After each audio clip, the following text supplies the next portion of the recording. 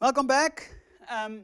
In the first part of this lecture, we have seen some simple examples of how to define functions in Haskell, and especially how that differs from most contemporary languages. So we have seen that in Haskell, conditionals are expressions, not statements, but that Haskell programmers rather write guarded equations than conditional expressions.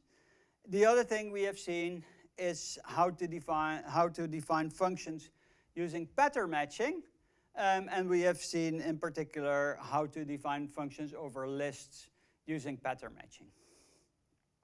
What we're going to look at now is how to define functions, because Haskell is a functional language, so we have to have a concise way to define functions, and that is lambda expressions. You probably know lambda expressions from the language that you're using. If you're a Java programmer, in Java 8, the lambda expressions were introduced. If you're a C# programmer, you know lambda expressions.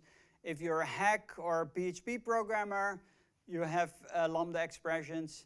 If you're JavaScript, you have lambda expressions. Lambda expressions are everywhere. C++, you name it, D, Swift. Every modern language has lambda expressions. And as we saw in the very first lecture, this was an invention from Alonzo Church in the 1930s.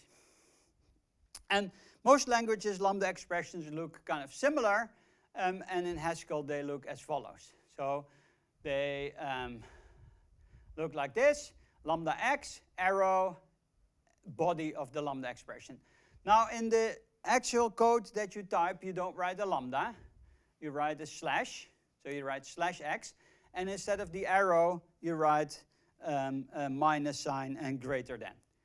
But since we want these slides to look fancy, we're actually writing a lambda and a real arrow, okay? But when you write this in code, you write slash for the lambda, and you just write the arrow as you would expect, okay? So what is this thing? This is a function that takes an x and adds it to itself.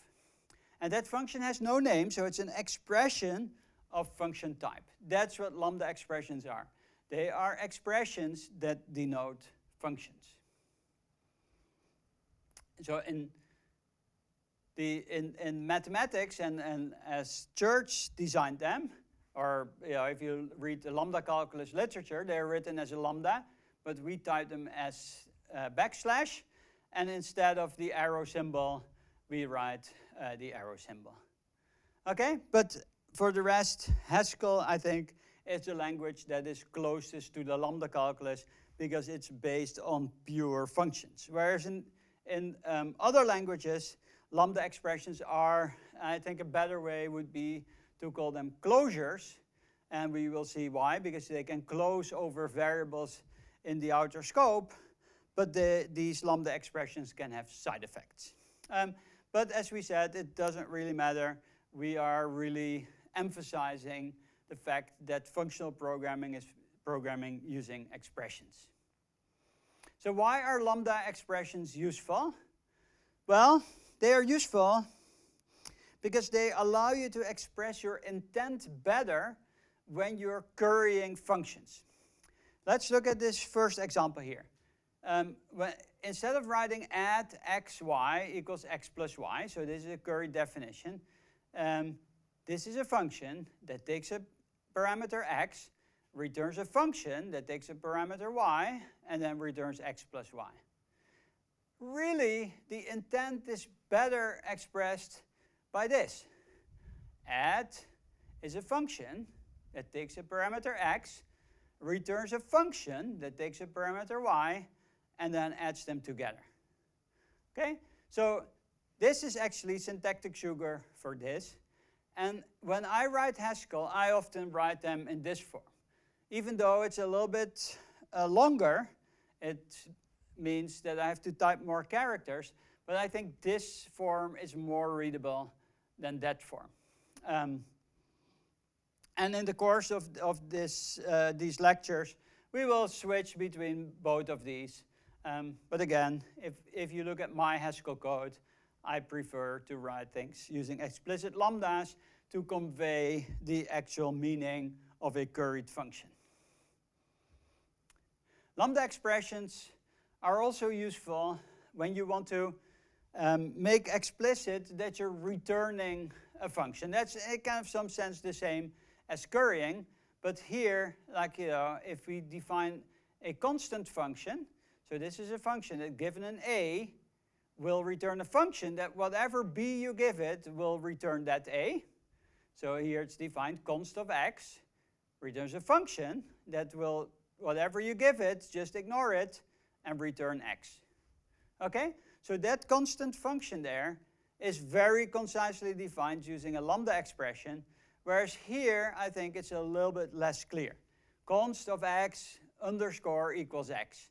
So this one doesn't make explicit the fact that you're returning a function. So here it's also emphasized by putting the parentheses around the type, and here you don't do that. So this is how I would write this function. I would put the parentheses on the type, and I put the write the function as a lambda expression. Here's another use of using lambda expressions, and that's to avoid inventing names. Inventing names is one of the hardest things that we have to do with programming, and coming up with meaningful names. Because often, the language forces you to name something where you just don't want to name it, you just want to pass the thing directly. So for example, if I want to map a function over a list, there's no reason I should give that function here a name f. And what does f say anyway? So instead, what I can do is I can just pass a lambda expression to the map, and that will be used to map this function over the list. All right? So this is not idiomatic Haskell. This is idiomatic Haskell. Really, the only place where you want to name something is when you use it more than once, or if it becomes clearer. But that's up to interpretation. Here's another oddity of Haskell, and that's called sections. So with sections, you can take a binary operator, an infix operator like plus, and use it as a function. So by putting parens around it, you can use plus as a function. So 1 plus 2 equals 3, and plus in parens, 1, 2, is also 3.